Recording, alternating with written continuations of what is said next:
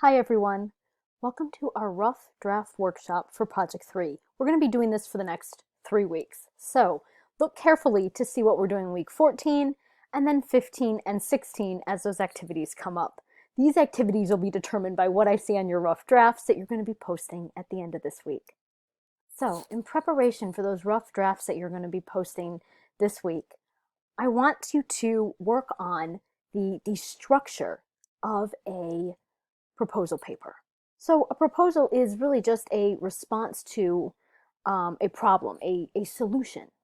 You already have all the information for this in your research. The next step is really going to be formatting it to make sure that you are creating a proposal argument. So your activity 1 is about the specific problem, where are your sources for this, because the problem should not just be something abstract, it should be something concrete from your research.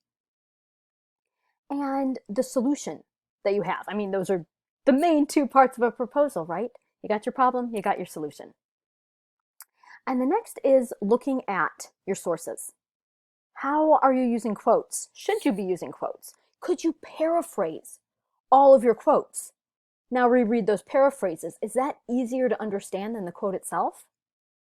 And remember, you still cite the paraphrase, just like you would cite a quote, because it's not your idea. So it's still showing the research you did.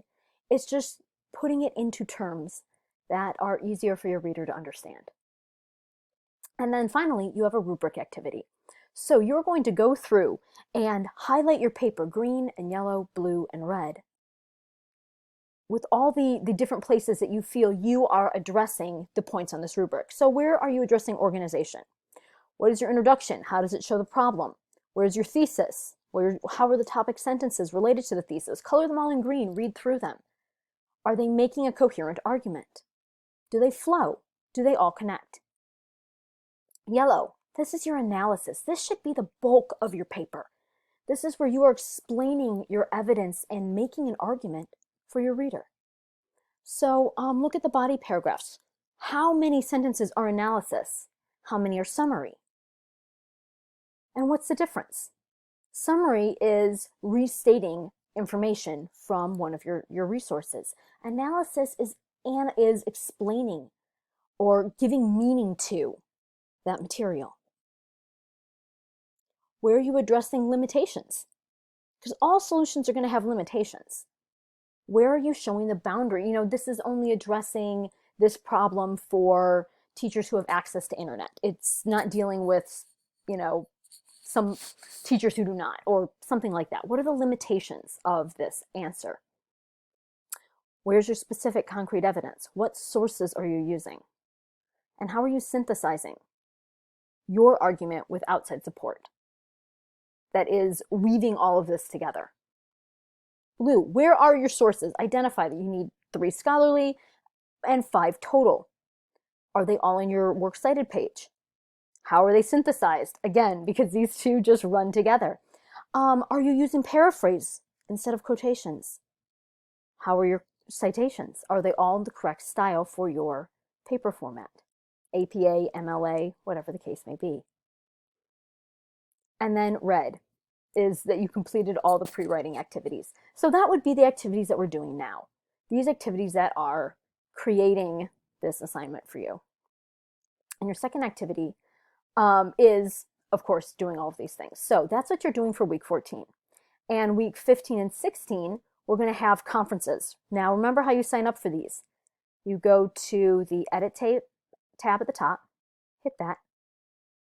When you're in this screen, and you can only do this when you're signed in, so your name should appear up here.